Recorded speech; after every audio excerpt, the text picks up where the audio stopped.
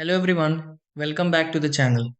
If your Raycon everyday earbuds are having trouble pairing, only one earbud is working, or audio performance has become inconsistent, performing a factory reset can often help restore normal operation.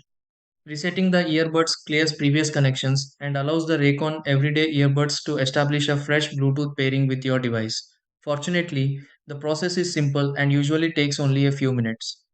Before considering a replacement, it's worth trying a complete reset since many common connection problems can be resolved this way.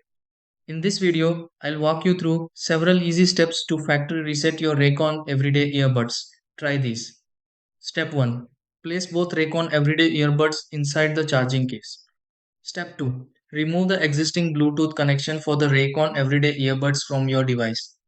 Step 3. Activate the reset procedure on the Raycon Everyday Earbuds. Step 4. Wait for the status indicators on the Raycon Everyday Earbuds to respond. Step 5. Open Bluetooth settings and prepare to reconnect the Raycon Everyday Earbuds. Step 6. Pair the Raycon Everyday Earbuds again and test audio playback.